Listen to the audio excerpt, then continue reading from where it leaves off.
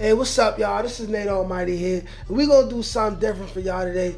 This right here is my review of the very first episode of The Wire from Season 1, Episode 1, titled The Target.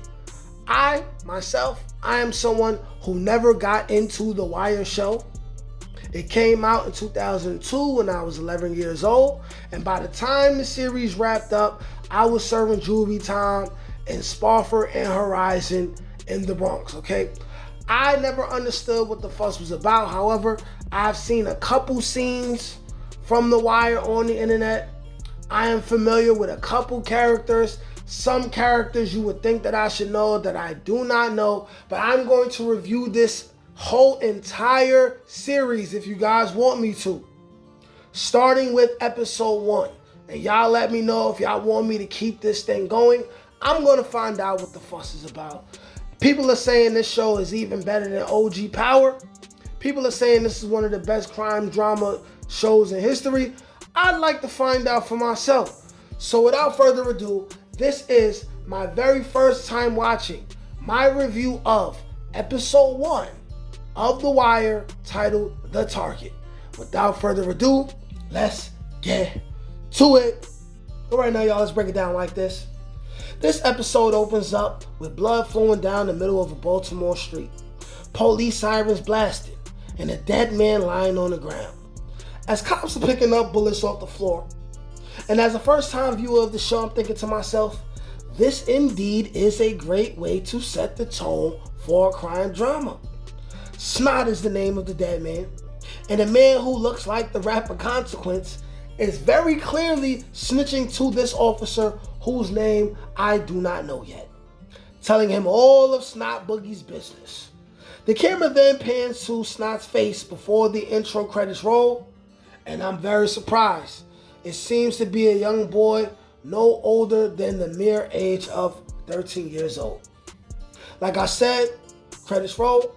By the way, the intro is very early 2000s, and I will indeed be skipping every intro from this point on. Oh, look, they got Snaps on here playing a cop or a lawyer. I don't know yet. I never knew he was on this. Next, there's a court scene with a D'Angelo Barksdale being pointed out by a witness. Before that, there's Idris Elba and another menacing looking guy that I can remember from the Fallen video by Maya. I already know Idris plays a popular character on the show, but at this point I do not remember the character's name, so I go on Google and I get the cast list. And his character's name is Stringer Bell. And then it hits me, I do remember people talking about this name and this particular character. Side note, as I'm going through the list, I see like 5 people, maybe even more, who are on The Wire that have been important characters in the Power universe or in other IPs. And I think that's dope. Anyways, back to the story. I can obviously tell Stringer Bell and his boys are going to make sure Barksdale gets home. And he does. These guys have the power to make witnesses lie? That's fire. At this point, I'm thinking, this show is straight fire.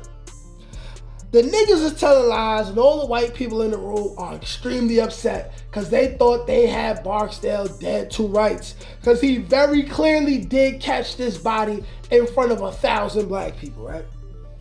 Next, we go to a fine-ass cop that's probably a lesbian with a crackhead who's, of course, snitching. Now they're in hot pursuit. They caught somebody in the middle of what I first assume is a drug deal. Another side note, right?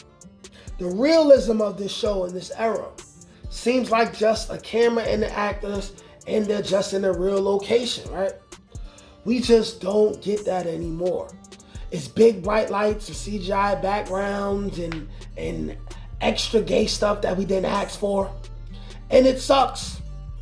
But yeah, oh yeah, it sucks, no pun intended. But yeah, the cops make their arrest. It's not drugs, it's weapons. The 2 male cops find a shotgun in the car.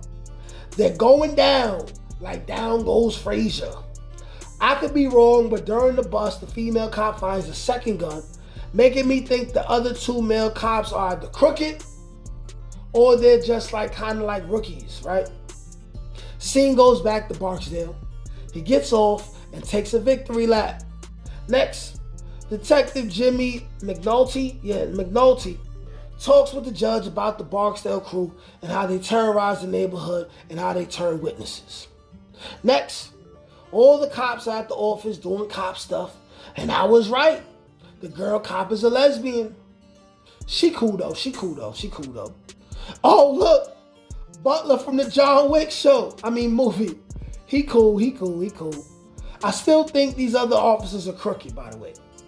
Next, they have an interesting take on the war on drugs in the streets of Baltimore. Next, Detective Jimmy McNulty and Snaps go to meet Breeze. They go to an apartment somewhere and exchange some witty banter. I'm calling him Snaps because I, at the moment, forget what his name was, right? Come to find out during this conversation, while this conversation is being had, it was being had over a dead body. Fire. Back at the office, the cute girl cop and John Wick's butler guy are talking more about the Barksdales. At this point, I realize she is the guy's mother from The Chi. Next, Detective Jimmy goes to the office and has a conversation with his boss. Boss is very angry at McNulty for appearing at the Barksdale trial and chatting it up with the judge, and he really goes off on McNulty. He's also racist, by the way, and just happens to look like Donald Trump. He's really letting McNulty have it. Next, D'Angelo Barksdale is in the car running his stupid mouth about these crimes in the car. Google says the other guy goes by the name of Weebay. All these guys are cool, and he checks D'Angelo's stupid ass about talking in a car because the cars always could possibly be bugged. This lets me know, right, that these guys are seriously about their business, right? Next, we in the club or bar, string a bell and enter Avon Barksdale, and now they're talking about McNulty. D'Angelo and Weebay meet with him. Avon is all business. He tells D'Angelo, and rightfully so, how stupid he is for catching the body in front of 100 witnesses and on Instagram Live. Avon clearly loves D'Angelo. D'Angelo is very stupid though, like I said. Next scene, McNulty and Snaps are at the office while McNulty is doing his boss's paperwork for him. The cops there are all boring, but so far, I get it. It's still cool. They're still on McNulty's ass for going to Barksdale's trial. I guess I didn't pay attention to why it's so serious that they mad at him for going to Barksdale's trial. You don't normally see cops do that, so I guess, it's some kind of taboo. But anyways, next. D'Angelo meets with Stringer Bell. Bell tells him he's been demoted and he's going to the pit. He don't like it, but he deserves it, right? Now D'Angelo's in the pit. He hates it and he thinks it's beneath him, but he goes and does what he gotta do. Oh, look, it's Creed's son. I seen him die on the clip of YouTube already, right? Next, Cedric is back at the office. Blah, blah, blah, blah, blah, blah, blah, blah. More boring cop stuff. Next, here's some fiends doing fiend stuff and cutting up what appears to be fake money. D'Angelo schools Wallace on the proper way to sell drugs without getting caught. Wallace clearly is dumb. The dope heads gave him fake money and he took it. It wasn't even green. Like I said, Wallace is a fucking idiot. Back to the fiends doing fiend stuff. They're having a convo about some fiend stuff. Great acting, by the way. And the guy playing the black fiend, I promise you, he looked like a real fiend. Matter of fact, they both look like real fiends. Like everything, mannerisms, everything. Top tier acting, people. Next, Cedric and the rest of the cops talking about Barksdale and a bunch of black stuff that I seen in my life, right? I mean, Cedric is talking about Barksdale with another black dude from a bunch of black stuff that I've seen in my life. They talking about McNulty. Next, McNulty meets another cop to talk about a CI. They have a live feed on some drug-related stuff, and they just really have a live feed where these dudes, they got their faces covered up. They bagging up crack, bagging up coke, like it's a lot going on, right? Chopping up crack, like it's a lot going on, right? I can smell the crack through the screen, right? McNulty is amazed at what this guy can do. I have a feeling McNulty will try to put together the best team he can to take down the Barksdales in the future. Now back to Wallace being stupid. This is how people get killed, is what I'm thinking. He's a terrible drug dealer. They catch the white boy with the fake money. Enter Bodie. He already entered the show, but here's Bodie. Bodie kicks his ass. Bodie, you could tell, is somebody with a lack of restraint, right? He's a physically enforcing kind of person, right? Shockingly surprising to me. D'Angelo shows restraint when Bodie suggests that they kill him. Back to the cops. They putting plans together for the Barksdales. McNulty offers a way to get them. The cops are sleeping on Avon Barksdale heavy, okay? McNulty is back with Snaps in the bar, and he's discussing his issues with his baby mama about his kid, right? They talk about Cedric. Next, boobies in the club. We finally get to see some breastises. I like it. I'm a perv. Never mind that, though. Next, D'Angelo was talking to Stringer Bell about letting Dope Head slide over the money earlier. And Stringer Bell tells him, we can't be weak. We can't show weakness, all right? And I'm thinking about the fact that Stringer Bell had a suit on, and I'm wondering if that was the inspiration Omari Hardwick had behind telling the Power writers and producers that Ghost should be wearing a suit, that he wanted Ghost to wear a suit, because that originally was not the plan, right? But I can already tell D'Angelo is probably starting to lose his love for the game after catching that body and seeing the effect of the negativity his team has on the streets.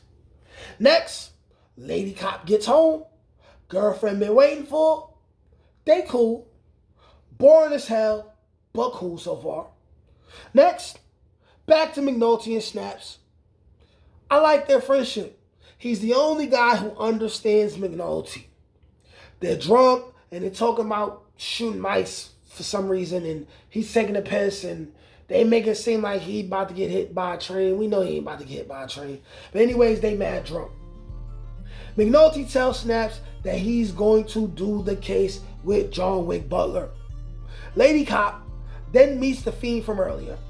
He's mad his friend got beat up over some fake money he gave him to buy drugs with. Now, ain't that the Fiend calling the Fiend, right? So now he mad, he in his feelings, he butthurt, having no accountability at all, and now he's snitching, and apparently snitching again. Next, D'Angelo is there when the cops come and see the witness who pointed him out at the trial in the beginning of the episode, shot dead in the street, one straight to the dome. He walks away knowing it's because of him and his organization. He's bothered by it. Episode ends. And here's my opinion. This show is great. This show is great. This show is great. I like everything.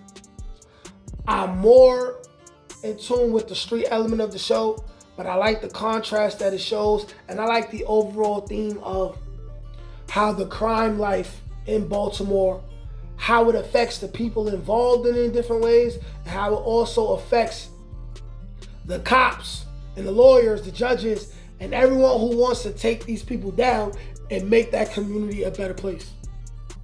Legendary. I hope this show remains fire and gets more fire as we go. If you made it to the end of this video, thank you. I appreciate you. You guys hit the like button, subscribe if you're new here. Let me know if you guys want me to continue reviewing this series. Like, share, comment, subscribe. Peace. Can't teach that shit, nigga. Come on. That's God gift. That's touch by ink. That's on the dome, nigga.